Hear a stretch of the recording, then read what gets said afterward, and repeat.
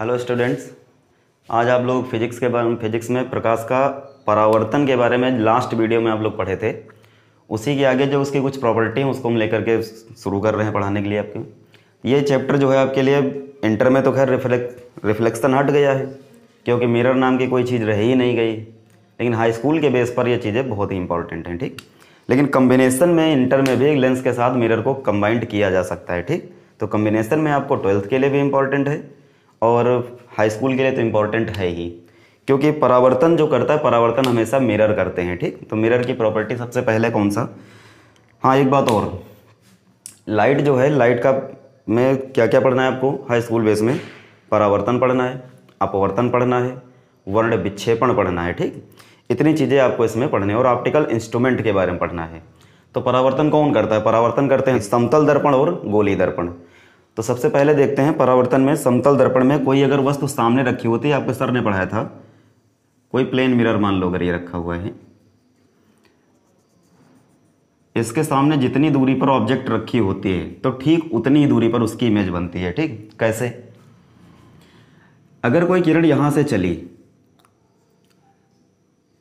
तो ये टकरा करके वापस हो जाएगी ऐसे, जितनी दूरी पर ऑब्जेक्ट ठीक उतनी दूरी पर इसकी इमेज बन जाएगी। ये एक बात और, एक किरणें की कई किरणें, तो अनंत किरणें आप बोलेंगे, यहां से कितने किरणें चलेंगी, अनंत किरणें। तो यहां से एक और किरण आप दिखा दीजिए ऐसे, ये भी आकर के यही मिल गई।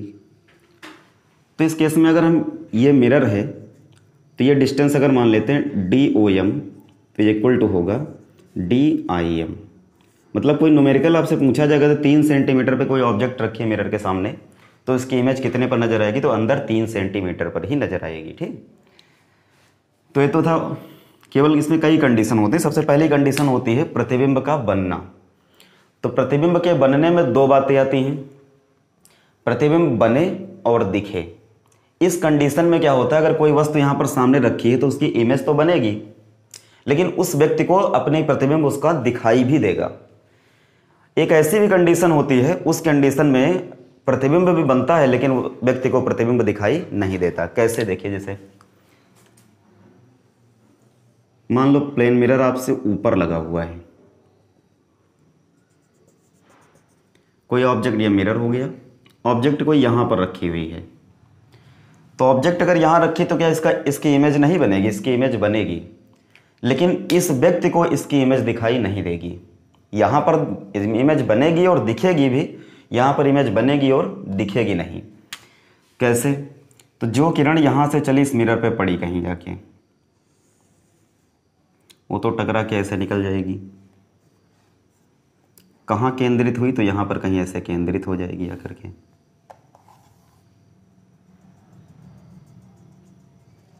यहां पर इमेज बनी। और जो किरण यहां पर पड़ी ऐसे आके, वो तो टकरा के ऐसे निकल लेगी और ये भी आकर के यहीं पर केंद्रित होगी।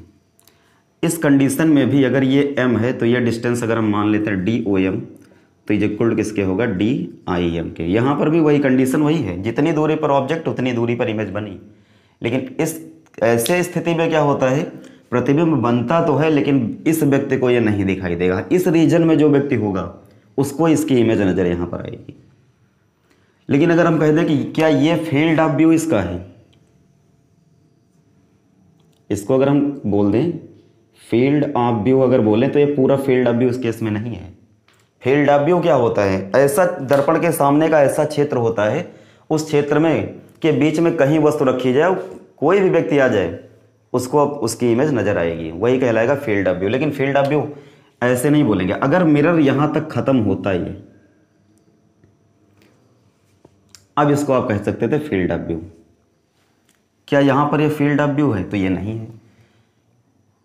अगर इसको हम यहां से खत्म कर दें, अब ये फील्ड ऑफ, ये रीजन जो है क्या कहलाएगा, फील्ड ऑफ व्यू कहलाएगा इसका। इस रीजन में जो भी व्यक्ति आएगा उसको ये इमेज, इस वस्तु के प्रतिबिंब नजर आएगा। क्या मतलब समझ में आया, हमने यहां से मिरर हटा क्यों दिया। फील्ड ऑफ व्यू अगर ढूंढना हो किसी मिरर में तो उसके सामने ऑब्जेक्ट ले जाइए, 2 किरणें लेके चलिए, एक किरण एकदम मिरर के टॉप पॉइंट पे ही रही है और दूसरी किरण जो है मिरर के सबसे लास्ट पॉइंट पे ही रही है। वहां से जब किरणें वापस लौटेंगी तो जो आपको क्षेत्र मिलेगा वो कहलाएगा फील्ड ऑफ व्यू कहलाएगा। ठीक, यहाँ पर भी देखिए फील्ड ऑफ व्यू के लिए हमने हटा दिया मिरर को, सबसे निचले पॉइंट पे किरण गिराया और लास्ट पॉइंट पे गिराया, जिस पॉइंट पे मिली वो इमेज बनी। रूल वही, जितनी दूरी पर ऑब्जेक्ट उतनी दूरी पर इमेज। तो इस केस में ये कहलाएगा इसका फील्ड ऑफ व्यू कहलाएगा। ठीक, तो ये पहला केस था मिरर का, समतल दर्पण का, कि प्रतिबिंब का बनना। प्रतिबिंब का बनने में मुझे दो बातें सीखनी थी, प्रतिबिंब बने और दिखे। तो इस कंडीशन में इमेज बनी, इसमें भी इमेज बनी, यहाँ पर इमेज दिखाई देगी और यहाँ पर इमेज उस व्यक्ति को दिखाई नहीं देगी। अगली कंडीशन क्या है,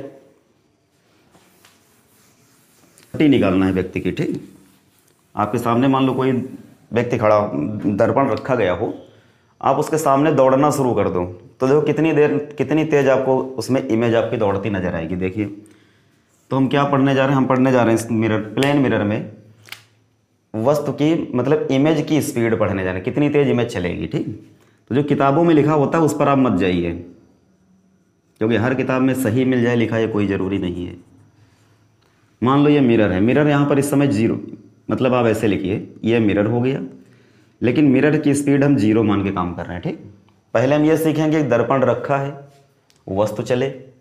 वस्तु चलने की दो कंडीशन है, वस्तु सीधे इसकी तरफ दौड़े या इससे दूर जाए। ऐसा भी हो सकता है वस्तु भी चले, मिरर भी साथ में चले, दर्पण वस्तु की ओर चले या दर्पण वस्तु से दूर चले, दोनों दौड़े।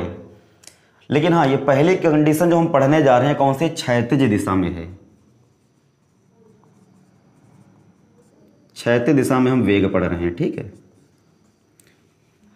तो अगर मान लेते हैं कोई ऑब्जेक्ट यहां पर रखी हुई है, तो इसकी इमेज आपको पता है कि जितनी दूरी पर ऑब्जेक्ट होगी उतनी दूरी पर इमेज बनेगी। अब रे डायग्राम नहीं खींच रहे, आपको पता है कि यहां से रह जाएंगे गिर करके यहीं पर केंद्रित होंगे। ठीक,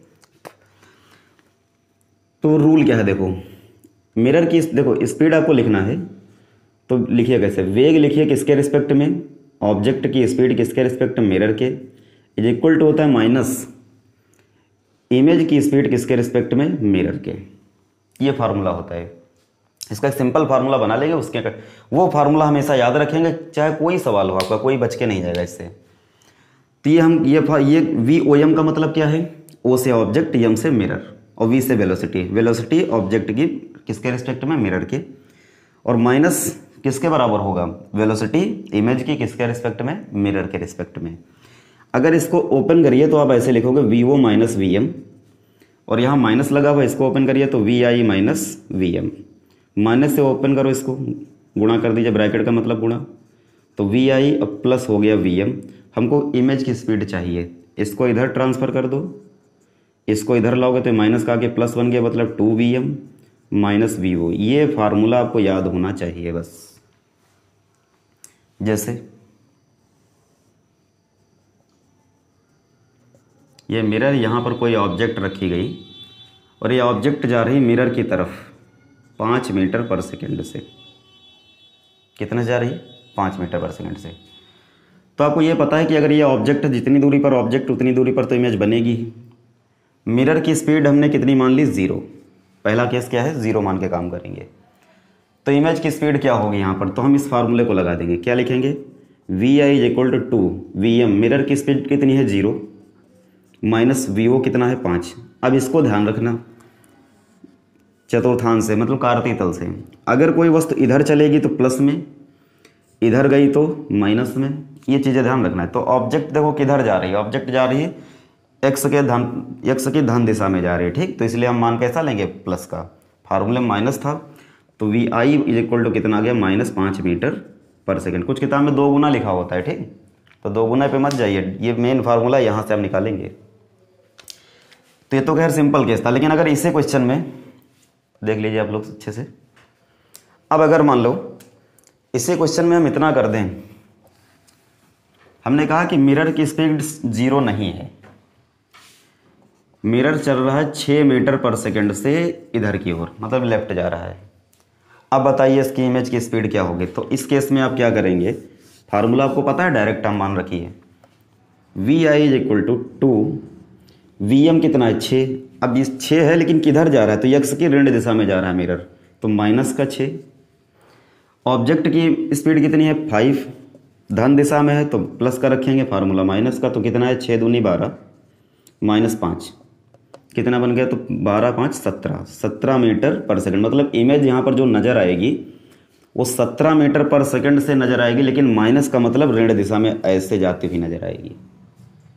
ठीक, तो ये क्षैतिज दिशा की कंडीशन है। कोई भी आपसे सवाल पूछ ले इसमें, चाहे जितने चाहो उतने सवाल बना लीजिए इस पर। मान लो हम ऐसा कह दें,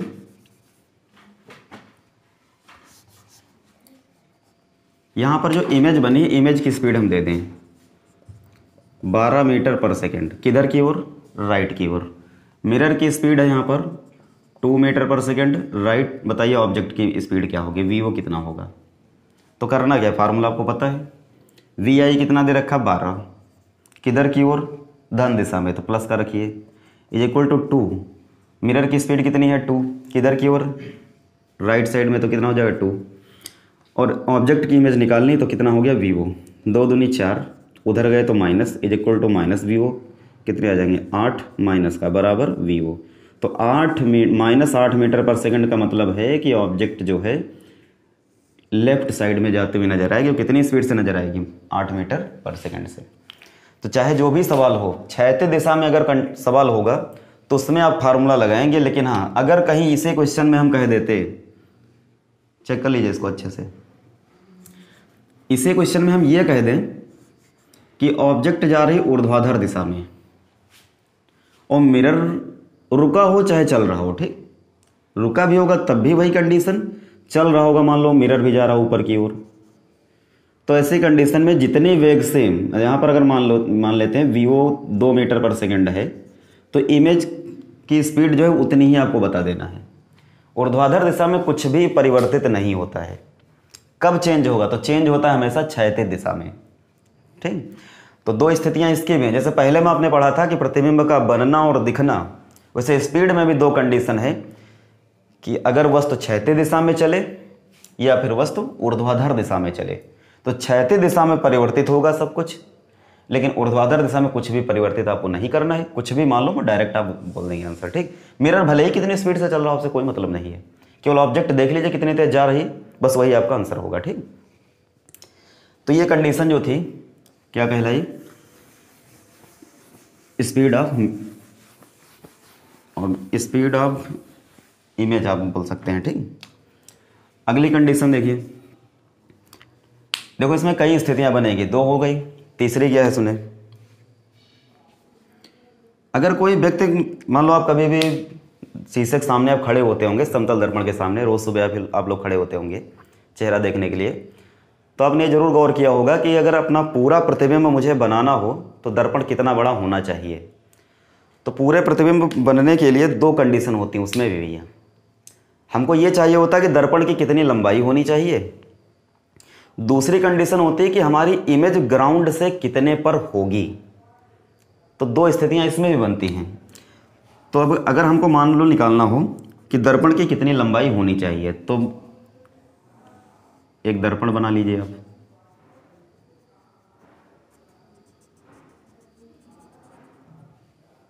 मान लो यहां पर कोई वस्तु रखी गई, नाम लिख लेते हैं इसका, यह ऑब्जेक्ट रखी हुई है। ये आपको पता है कि जितनी दूरी पर ऑब्जेक्ट होती है इमेज भी उतने पर बनेगी, तो आप बना दीजिए तुरंत। ये इमेज हो गई, ठीक, और ये क्या है, ऑब्जेक्ट। अब जैसे अगर आपने कभी शीशे के सामने आप खड़े हो, बड़ा दर्पण लगा हो, तो उसमें आपने देखा, गौर करिए, तो आपके पैर उसमें नजर आते हैं। अगर क्षैतिज दिशा बिल्कुल जहां से आपके पैर हैं उसी के लाइन में अगर दर्पण रखा हुआ है, तो जितनी दूरी पर ऑब्जेक्ट होगी उतनी दूरी पर आपकी इमेज तो नजर आएगी ही। ये डैश से लिख लीजिए ये इसको। लेकिन हाँ, यहां से जब देखोगे तो आपके पैर उसमें नजर आएंगे। कैसे पैर नजर आते हैं, क्योंकि जो किरणें यहां पर, वो वाली किरणें कहाँ आती हैं, हमारी आंख पर। तो कैसे आती हैं, तो यहां से जो किरण चली,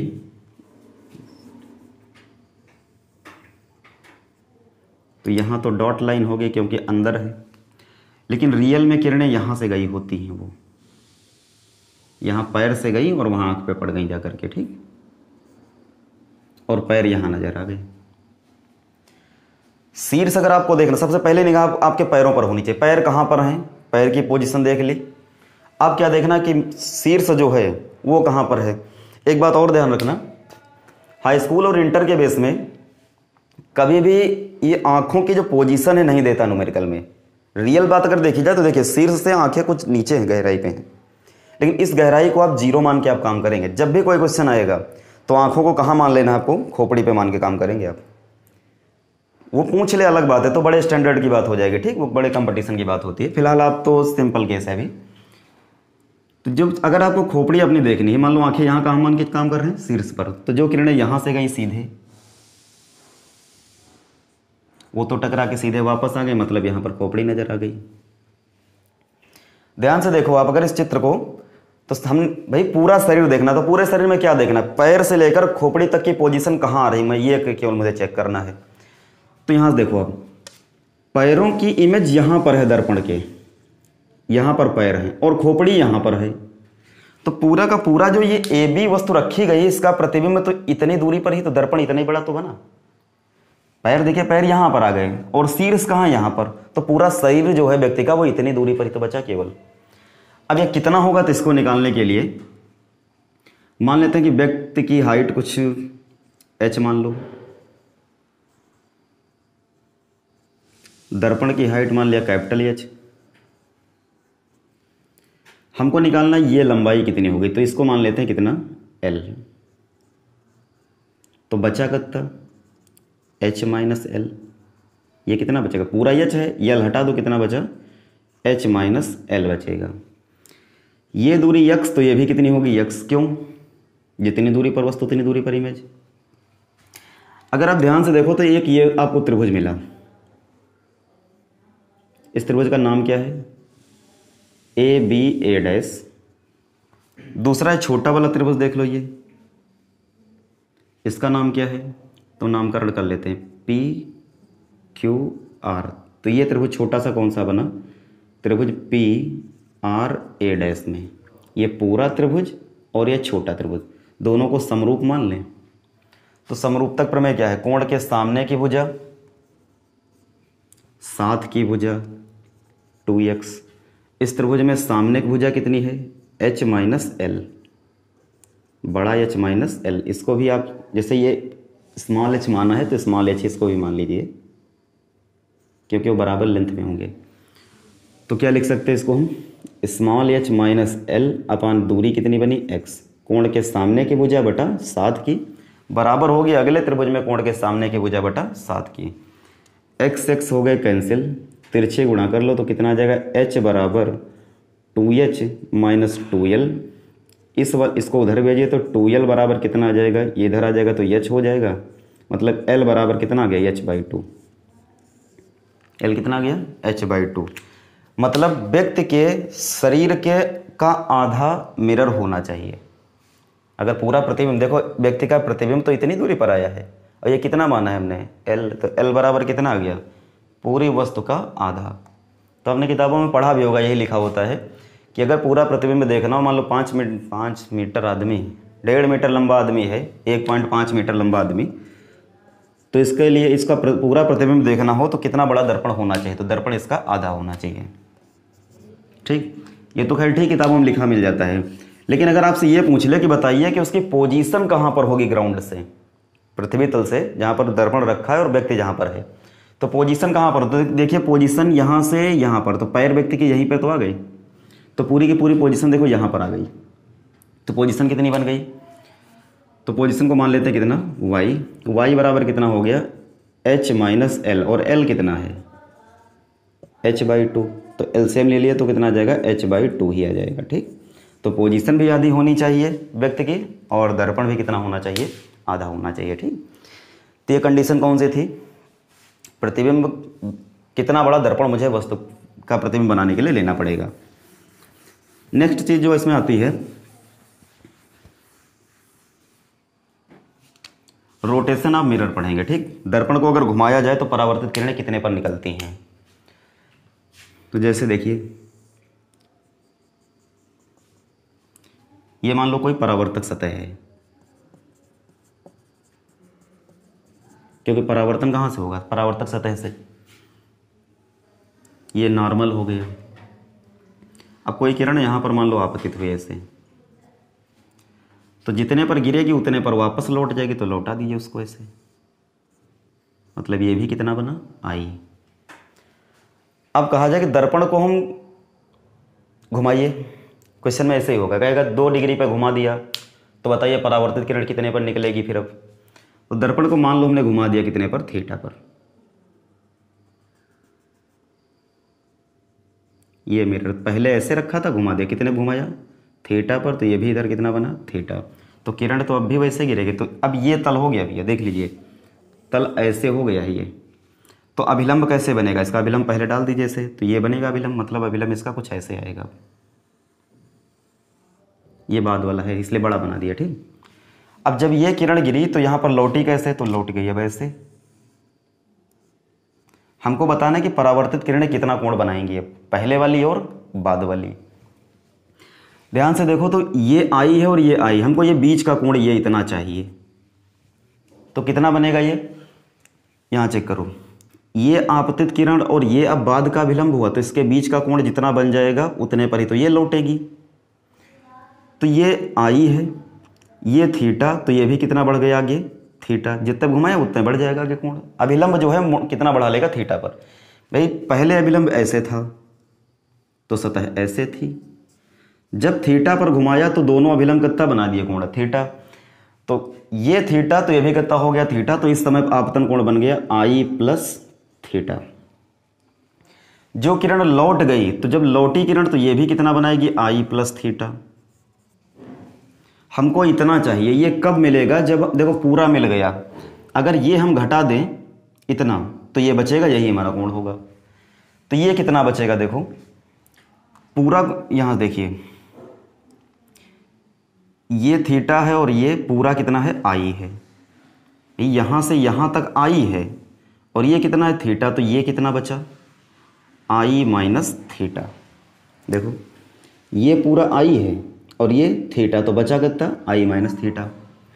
अब ये आई माइनस थीटा और ये आई प्लस थीटा, तो ये कितना बचा, तो यही हमको चाहिए। इसको मान लिया थीटा डैश, कितना बनेगा, तो पूरे में से इतना घटा दीजिए, आई प्लस थीटा माइनस आई माइनस थीटा, आई प्लस थीटा माइनस ओपन किया तो plus theta, I I cancel, कितना आ गया, 2 थीटा।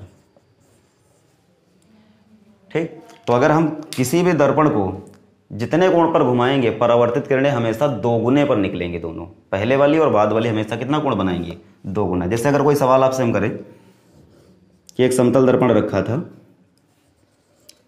y दूरी पर कोई ऑब्जेक्ट रखी थी, तो पहले किरणें यहाँ से चली और यहाँ पर टकराई, मतलब पैर नजर आए।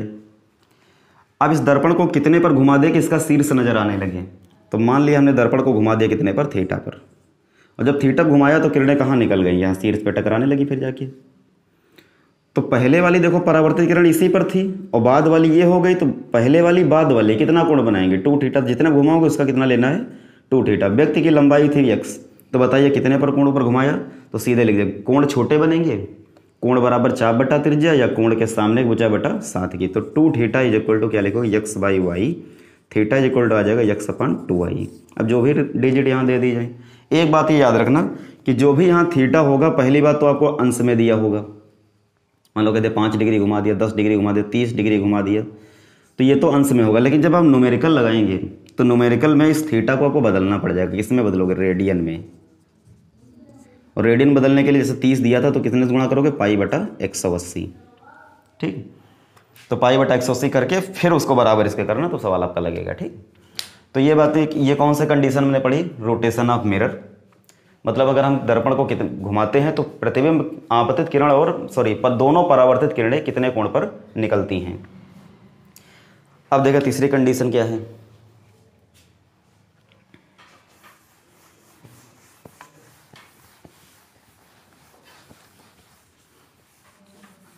नेक्स्ट प्रॉपर्टी हम लोग पढ़ेंगे,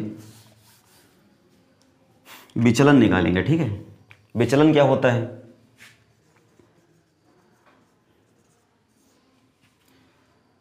जैसे अगर कोई ये सरफेस है, एक ये नॉर्मल हो गया, अगर कोई किरण यहां पर गिरी ऐसे, कितने पर गिरी, थीटा पर, या आई मान लो, चलो तो परावर्तित तो होना ही है इसको, तो लौटी, तो ये भी कितना होगा आई, क्योंकि परावर्तन का नियम यही कहता है कोण आई बराबर कोण आर, दोनों कोण बराबर होने चाहिए। विचलन का मतलब क्या होता है? विचलन का मतलब इसको जाना किधर चाहिए था, तो जाना ऐसे चाहिए था इसको। यहां से देखो परावर्तित किरण कितना मुड़ गई, तो ये जितना मुड़ेगी वो कहलाएगा डेविएशन, विचलन कहलाता है। ठीक, सबसे पहला बढ़िया तरीका है, आप ये देखिए, किसी भी सतह पर किरण आप गिराओ, चाहे परावर्तन देख रहे हो चाहे अपवर्तन देख रहे हो, ठीक, दोनों में यही देखना है आपतित किरण की डायरेक्शन क्या है। अब परावर्तन पढ़ रहे हो तो देख लो कि किरण कितने पर कहाँ लौट गई है, वहां से कितना मूव की है, वही जो कोण बनेगा वो क्या कहलाएगा, विचलन कहलाएगा। अपवर्तन होगा तो भी आपको यही देखना है कि आपतित किरण किधर जा रही है और अपवर्तित किरण किधर जा रही है, उनके बीच का जो कोण होगा वही क्या कहलाएगा, विचलन कोण कहलाता है। ठीक, तो यहाँ पर अगर पूछा जाए कि बताइए डेविएशन कितना हो, डेविएशन कितना मान लिए, डेल से मान लेते हैं डेल, तो डेल बराबर कितना होगा, देखो पूरा कोण कितना है 180, 180 से इतना घटा दे तो ये बचा, तो आप क्या लिखेंगे 180 माइनस बीच का कोण कितना बना 2i, ये कहलाएगा डेविएशन। लेकिन डेविएशन में एक कॉमन बात यह है कि डेविएशन यह होता है दोनों साइड से। जैसे अगर मान लो यहाँ किरण कैसे घूमी, यहाँ पर किरण ऐसे घूमी है, तो ये कौन सी डायरेक्शन बनी, तो इसको बोलोगे आप एंटी क्लॉकवाइज, क्योंकि घड़ी की सुई के उल्टा चल रही है, उल्टा डायरेक्शन मूव की है। ठीक, तो हम इधर से अगर निकालेंगे तो ये जो अगर इस कंडीशन से आप निकाल रहे हो तो इसको बोलोगे क्या, डेविएशन आ गया एंटी क्लॉकवाइज। और अगर क्लॉकवाइज बताना चाहो तो देखिए यहाँ से इतना आपको बोलना पड़ेगा फिर, क्योंकि दो आंसर इसके बनते हैं विचलन के। मान लो आप कोई एग्जाम दे रहे हो, वहाँ पर पूछ लिया, छोटे छोटे एग्जाम में भी पूछे जाते, बड़े में भी क्वेश्चन आते हैं। छोटा होगा तो सिंपली केवल ऐसा क्वेश्चन होगा, बड़े कंपटीशन में अगर बैठे हो तो वहाँ पर क्या होगा, दो मिरर साथ में लगा देगा, फिर कहेगा देखिए किरण गिराई, कुछ कोण देगा, फिर कह देगा कितने पर निकलेगी और विचलन निकालिए सब, तो वहाँ पर ऑप्शन जो होंगे वो डबल होंगे। ठीक, तो अगर आपसे इधर से पूछा जाए तो देखिए पूरा कितना बना 360, 360 से अगर इतना हम घटा दें तो क्लॉकवाइज डायरेक्शन हो जाएगी। तो ये कितना है देखो, ये तो इसको लिख लीजिए 180 माइनस 2i, तो घटाइएगा इसको तो कितना आएगा 360 माइनस 180 प्लस 2i, तो 180 प्लस 2i है। ये किधर से बोलना है आपको, क्लॉकवाइज। अगर सिंपली मैं आपको एक क्वेश्चन दे दूं, हमने कहा कि एक कोई किरण यहाँ पर गिरी ऐसे, ये समतल सतह है, 60 पर गिरी, तो बताइए विचलन कितना होगा। अब आगे कुछ ना दे तब भी कोई दिक्कत नहीं, क्योंकि आप क्या पढ़ रहे हो, परावर्तन पढ़ रहे हो, तो जितने गिरी उतने पर लौटेगी, तो ये भी कितना हो गया 60। विचलन कितना बना, तो विचलन इसको आगे बढ़ा दीजिए, जितना मुड़ गई यही कहलाया विचलन। तो ये कितना होगा 180 माइनस 120 घटा दो, कितना बचेगा 60 अंश, क्या एंटी क्लॉकवाइज।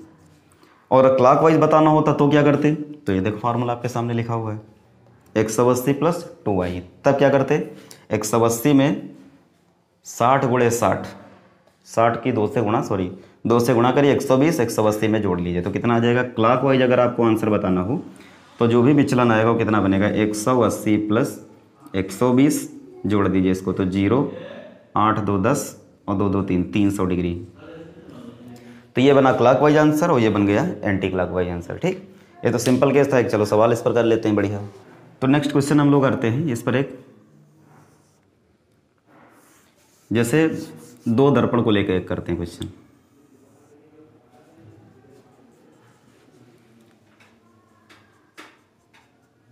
ये बीच का कोण जो है दे रखा है 60 मान लिया, यहां पर जो किरण गिरी है वो कितने पर है 60 पर, तो बताइए नेट विचलन कितना होगा। तो इसको निकालने के लिए देखिए,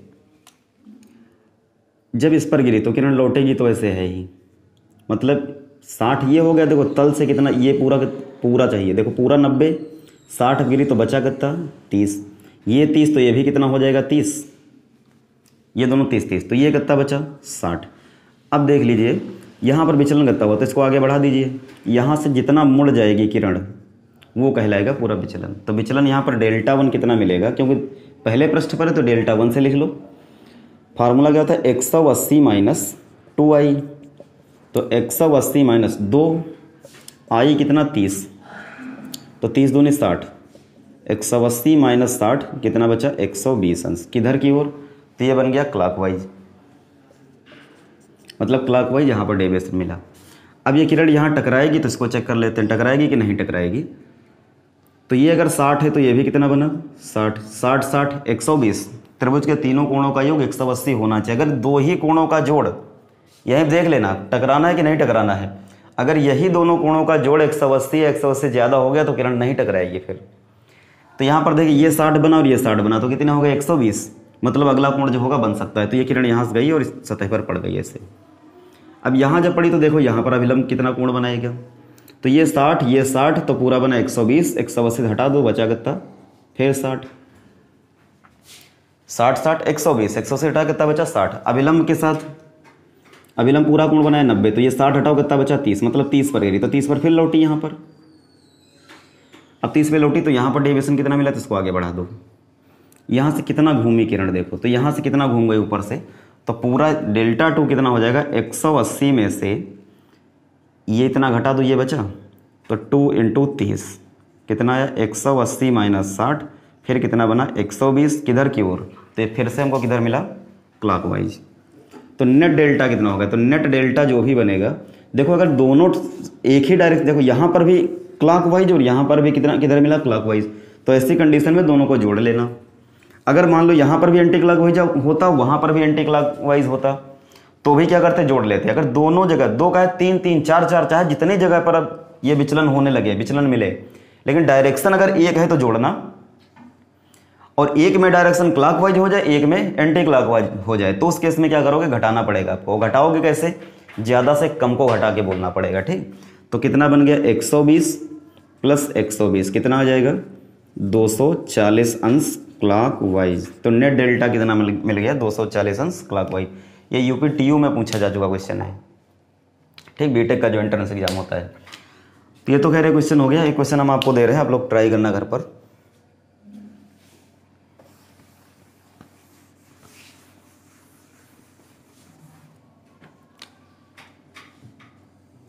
दो मिरर ऐसे रखे गए, ये 40 अंश, यहाँ पर एक किरण गिरी है, कितना ले लीजिए 70 पर गिरी।